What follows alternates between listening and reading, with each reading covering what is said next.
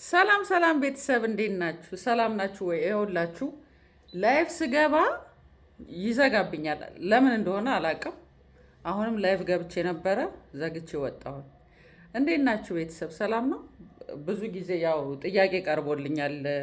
ላይቭ ለምንድን ነው ማግባት አቁምሾ እያላችሁ ስለሆነ ስገባ ከተወሰነ ደቂቃ በኋላ ይዘጋብኛል። ለምን እንደሆነ እኔ እንጃ። እስቲ ቼክ አደርገዋለሁ። እስከዛው እንግዲህ እንዲህ እንትን እያልኩ ፖስት አደርግላችኋለሁ ማለት ነው። አሁን ዛሬ ይዤላችሁ የመጣሁት ምንድን ነው? አሁን እየበዛ እየተበራከተ የመጣው የአእምሮ ውስንነት ያለባቸው ልጆች አሁን ላይ እንደ ድሮ አይደለም፣ በጣም እየበዛ ነው። ስፔሻሊ ደግሞ ከኮቪድ በኋላ የሚወለዱ ልጆች በብዛት የአእምሮ ውስንነት ያለባቸው ናቸው። እና እንደዚህ አይነት ልጅ ላለሽ እናት ነው ወይም ደግሞ ወደፊት ልትወልዱ ያሰባችሁም ለእናንተ ምክር ቢጤን ይዤ የመጣሁት እና እንድታውቁ የምፈልገው እኔ ምንም የሕክምና ባለሙያ አይደለሁም፣ ግን ከልምዴና ከማየው ነገር ነው ይዤ የምመጣው ልነግራችሁ የምመጣው ማለት ነው። እና አበሻ ላይ ምን አይነት ነገር አያለው መሰላቸው? አንዳንዴ ልጆቻቸው ላይ የሆነ እናት ብዙ ላታይ ትችላለች። ለምሳሌ በቃ እናት ፍቅሯ ላይ ነች፣ በስስት ነው የምታየው ልጇን። እያንዳንዱ ነገር ምንም በቃ ለእሷ ላይታያት ይችላል። ከውጭ የመጣ ሰው ልጠይቅ የመጣች እህት ልትሆን ትችላለች፣ ጓደኛ ልትሆን ትችላለች። እህት የውጭ ሰው ነች እያልኩ አይደለም፣ ግን ከእናት በላይ ልታይ ትችላለች። እናት በልጇ በፍቅር ብቻ ነው በተወለደው ልጅ ምስጥ ብላ እዛ ፍቅር ላይ ብቻ ነው የምትመሰጠው እንጂ ሌሎች ነገሮችን ላታይ ትችላለች። በጣም ጠንቃቃ እናት ምናምን ካልሆነች በስተቀር ወይ ደግሞ የሕክምና ሙያ ያላት ካልሆነች ብዙ እናቶች በሚባል ደረጃ በቃ ልጃቸውን እንዴት ነው በቃ እናት እዚህ ጋር ይቅርታ ስለ ቃል አጠቃቀሚ ማለት አስቀያሚ ልጅ አለ ማለት አይደለም፣ ግን በቃ ለእናት ያ ልጅ በቃ በጣም ውብ ሆኖ ነው የሚታያት፣ በጣም ጤናማ ሆኖ በቃ ኤቭሪቲንግ ኢቭን ለመሄድ ጊዜ ቢፈጅበት በፖዘቲቭ ነው የምትመለከተው። እናት ለመናገር ጊዜ ቢፈጅበት በፖዘቲቭ መልክ ነው የምታየው። ምክንያቱም ማወቅም መስማትም ምናምን አትፈልግም፣ ማሰብም አትፈልግም። ስለዚህ በዛ አይነት መልኩ ብቻ ስለምታይ ትኩረት ላሰጥ ትችላለች እናት። እና የውጭ ሰው ግን ሊጠይቅ ሲመጣ ወይ ምናምን ያያል ልጅን በማየት የሚሰጣችሁን አስተያየት አትናቁ። ይሄን ልል የቻልኩበት ምክንያት ምንድን ነው? አሁን የአእምሮ ውስንነት ያለባቸው ልጆች ከተከታተላችኋቸው መመገብ ያለባቸው መጠጣት ያለባቸው ነገሮች አሉ። አለ የሆነ ቲክቶክ ላይ የምታስተምር ልጅ አውቃለሁኝ። እና እያንዳንዱ ማድረግ ያለባችሁ ነገር፣ ቲቪ ላይ መቆየት ያለባቸው ሰዓት፣ ቤተሰብ እንዴት ማናገር እንዳለበት፣ በጣም ይነጫነጫሉ፣ ይቆጣሉ ምናምን፣ እሱ ነገር እንዴት ትሪት ማድረግ እንዳለባችሁ ምናምን ይሄ ነገር ስላለ ልክ ጤነኛ ልጆችን እንዳሳደጋችሁት እነዛን ማሳደግ የለባችሁም። የተለየ ክትትል ያስፈልጋቸዋል። የተለየ አመጋገብ ያስፈልጋቸዋል። ልክ እንደዛ ስለሆነ የሚሰጣችሁን አስተያየት አሁን ለምሳሌ ይሄ ልጅ ምን ነው ወይ እቺ ልጅ ምን ነው ቶሎ አልተናገረችም ወይ ቶሎ አልሄደችም ወይ የሆነ ነገር ስትባሉ ስሜታዊ ሆናችሁ አትቆጡ። ለወላጆች ነው ይሄንን ማለት የምፈልገው። አይኖ በቃ የሆነ ልጅ ሲነገራችሁ ሊደብር ይችላል፣ ግን ያ ሰው በኔጌቲቭ ላይሆን ይችላል ይሄንን ያለው። ገባችሁ? ምክንያቱም ማንኛውም ነገር በጊዜ ሲደረስበት መፍትሄ ያለው በጊዜ ሲደረስ ስር ሳይሰድ ከደረሳችሁበት መፍትሄ ያለው መፍትሄ ታገኙለታላችሁ። ሁሉ ነገር ኢቭን በሽታ የአእምሮ ውስንነትም ቢሆን እንደ ካንሰር ሰው የሚጨርስ በሽታ የለም አይደለ? በጊዜ ከደረሳችሁበት ሕክምና ይገኛል። ስር ከሰደደ በኋላ የሆነ ኢግኖር የምናደርገው ነገር አለ። እኛ አበሾች በተፈጥሯችን በየ6 ወሩ ቼክ ማድረግ አንችልም፣ አናቅም። በሽታችን ስር ከሰደደ በኋላ የአበሻ መድኃኒቱን የሆነ ነገሩን የአበሻ መድኃኒት እያናናኩ አይደለም። የአበሻ መድኃኒትም ግን ጥንቃቄ ይፈልጋል። ዶዙን ማወቅ አለብን። አለበለዚያ በራሱ በሽታ ነው። ዶዙን እያሳለፋችሁ ከተጠቀማችሁ ማለት ነው። ሁሉን ነገር ሞክረን ይተወኛል እያልን ለበሽታ ፊት መስጠት ምናምን እያልን በጣም ከገዘገዘን በኋላ ነው ሐኪም ጋር የምንሄደው።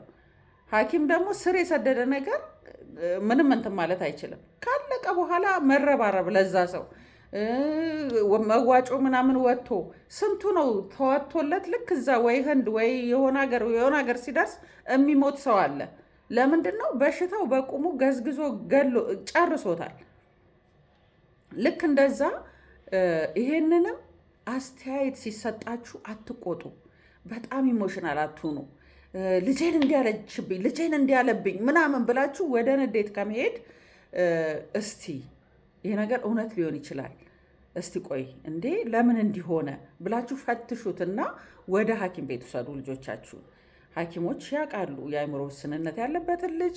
ከዛ ወዲያው ማድረግ ያለባችሁን እንዴት ትሪት ማድረግ እንዳለባችሁ ይነገራችኋል። እኔ ለውጥ ያመጡ ብዙ ልጆችን ስለማቅ ነው። ብዙ ልጆችን አውቃለሁ ትሪት እየተደረጉ ለውጥ ያመጡ ልጆች። ስለዚህ ገና ለገና እኛ እንደ ስድብ ነው የምንቆጥረው አይደል? እኛ አበሾች ይሄ ዘገምተኛ ነሽ እንዴ ዘገምተኛ ነህ እንዴ እየተባለ እንደ ስድብ ስለምንጠቀምበት ልጄን እንዲህ ይሉብኛል ብላችሁ ሽሽግ አታድርጉት። መፍትሄ አለ። ወደ ሕክምና ቦታ ወሰዱት። ምን መመገብ እንዳለበት፣ ምን ማድረግ እንዳለባችሁ፣ ቲቪ እንዴት ማየት እንዳለበት። ምክንያቱም የብዙ ሰዎች ችግር አሁን ላይ ይሄ ነው። በተለይ ከኮቪድ በኋላ የሚወለዱ ልጆች በጣም በጣም በጣም በሚባል ደረጃ በጣም ድሮ በጣም ሬር ነው እንዲህ የአእምሮ ውስንነት ያለበት ሰው። አሁን ግን ከቅርብ ጊዜ ወዲህ ብዙ እያየን ነው አይደለ?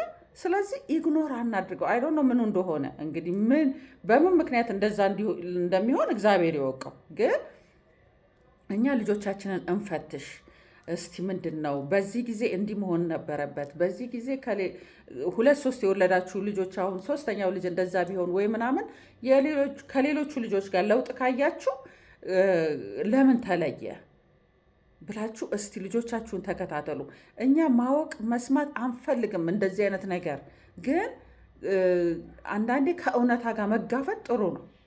እውነታን አለመሸሽ ጠንካራ የሚያሰኘን ያ ነው። የሆነ አንዳንዴ በቃ የሆነ ከባድ ነገር ወደ ህይወታችን ሲመጣ ልንሰማው ልናስተናግደው ፈቃደኞች አይደለንም። በቃ ኢግኖር እናደርገዋለን፣ ራሳችንን አናሳምነውም። የሆነ ፊልም አይቻለሁ እንደውም በቃ የእናቷን ሞት ያልተቀበለች ሴት ማለት ነው። መቀበል መቻል አለብን። በቃ በህይወታችን ጥሩ ነገርን ብቻ አይደለም መቀበል ያለብን። እንደዚህ አይነት ነገሮች ይመጣሉ። ሲመጡ ግን ቶሎ ወደ መፍትሄ ነው መሄድ ያለብን እንጂ እነሱን ኢግኖር አድርገን መስተካከል ያለበት ነገር እንዳይስተካከል እድል ፈንታ መስጠት የለብንም። እና ልጆቻችሁን ቼክ አድርጉ። እናንተ እንኳን አንዳንዴ ሰው ይፈራል። ከዛ ሊነግራችሁ ይልና ፊል ሊያደርግ ይችላል ብሎ ላይነግራችሁ ይችላል። ብነግረው አሁን ፊል ሊያደርግ ይችላል፣ ልጄን እንዲያለችብኝ ልጄን እንዲያለብኝ ልባል እችላለሁ ብሎ ያ ሰው እያየ እንኳን የሆነ ምልክት እያየ እንኳን ላይነግር ይችላል። ምክንያቱም የቤተሰብን ቁጣና ይቀየመኛል የሚል ስጋት አድሮበት ማለት ነው። ስለዚህ ዋናው በዚህም አለበዛ ጤነኛ ልጅ ማሳደግ ስለሆነ እንትናችን ተከታተሉ ልጆቻችሁን። እናንተ እንኳን ባትከታተሉ የሚሰጣችሁን አስተያየት ተቀበሉ። በኔጌቲቭ ብቻ አትመልከቱት። ልክ እንደዚህ አይነት አስተያየት ከሰው ሲሰጣችሁ እስቲ ወደ ሕክምና ቦታ ውሰዱና ቼክ አድርጉ። ሰላም ነው ከተባለ እሰየው፣ እግዚአብሔር ይመስገን። ልጆቻችሁን ያው በጊዜው ይሆናል ሁሉ ነገር፣ የሚሄዱትም የሚያወሩትም ምንም የሚሉትም በጊዜው ይሆናል። መጠበቅ ግን አይ አለበት የአእምሮ ውስንነት አለበት ከተባላችሁ ደግሞ ትሪት አድርጉ፣ ስር ሳይሰድ ማለት ነው። ምክንያቱም ለውጥ ያመጡ ሰዎችን ስላየሁኝ ነው። ለውጥ ማምጣት እየቻላችሁ ለምንድን ነው ልጆቻችሁን ድብቅ አድርጋችሁ እንትን የምትሉት? ምንም ማለት አይደለም እኮ እናንተ ፈቅዳችሁ ወዳችሁ ሄዳችሁ ገዝታችሁ ያመጣችሁት ነገር አይደለም። በቃ ይሄ ነገር ሀፕን አድርጓል፣ ወደ መፍትሄው ነው መሄድ። ልጆቻችሁን አፍናችሁ እንትን አትበሉ። ከውጭ ሰው በላይ አንዳንዴ ልጆቻችንን ምናምን የምንጎዳው እኛ ነን። እንዲህ አይነት ልጅ አላት እባላለሁኝ፣ እንደዚህ አይነት ወለደች እባላለሁ፣ የእግዚአብሔር ቁጣ ነው ምናምን በሚል ልጆቻችንን ከቤት አናወጣም። በቃ ፍና አድርገን ሰው እንዳያይብን እየደበቅን ያ ሰው በአካልም በስነ ልቦናም እየተጎዳ እነዛ ልጆች በአካልም በስነ ልቦናም ነው የሚጎዱት። እንደዚህ ከተደበቀን ግን ምንም ይኖርባቸው ምን በቃ አንቺ እኮ እንዲህ ነሽ፣ አንቺ እኮ ውብ ነሽ፣ አንተ እኮ ውብ ነህ፣ አንተ እኮ እንዲህ ነህ እያልን በስነ ልቦና እየገነባን ልጆቻችንን ማሳደግ መቻል አለብን።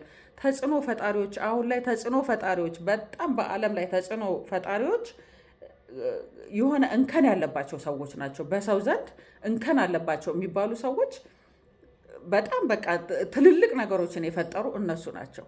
ለምን? ከቤተሰቦቻቸው ሞራል ስለሚያገኙ ማለት ነው። እና እኛ ጋር ስንመጣ ግን እኛ አበሾች ጋር በቃ የሰው አፍራቻ፣ እግዚአብሔር ተቆጥቷታል፣ እግዚአብሔር መሰደቢያም ያደርጉናል። ለነገሩ አንዳንድ ሰው መሰደቢያም ይሆናል። እግዚአብሔር ይሄንን አመልሽን አይቶ ነው እግዚአብሔር እንዲህ አይነት ልጅ የሰጠሽ ምናምን። በቃ እኛ አበሾች የእውነት ብዙ መስተካከል ያለበት ነገር አለ። ግን አሁን ላይ ያሉ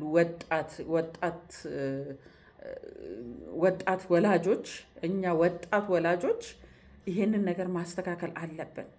እንደ እናቶቻችን ጊዜ እንደ አያቶቻችን ጊዜ የሆነ ሽክሽክ ሽፍንፍን ማድረግ እግዚአብሔር ይመስገን ቴክኖሎጂውም ጥሩ ነው አሁን ላይ እና እየሸፋፈንን እየደባበቅን መዳን የሚችለውን በሽታ ስር ሰዶ እንዳይድን አናድርገው። ልጆቻችንንም እየደባበቅን እንዳታይሽ ተደበቂ እንትና መጣ ገና ደህና ዋላችሁ ምናምን የሚባል ድምፅ ሲሰማ ጓዳ አስገቢው እንደዚህ አይነት ነገር አውቃለሁኝ ኢትዮጵያ ውስጥ ማለት ነው። ጓዳ አስገቢው እንዳያዩት ምናምን ይደበቃል። እንደዚህ በቃ የሆነ ችግር ያለበት ልጅ እንደዚህ አይነት ነገር አታድርጉ። ልጆቻችሁን ሞራል እየሰጣችሁ በስነ ልቦና እንትን እያላችሁ አሳድጉ ብዬ ላለሁኝ። የዛሬ ምክሬ ይሄ ነው። ስላዳመጣችሁኝ አመሰግናለሁ። ባባይ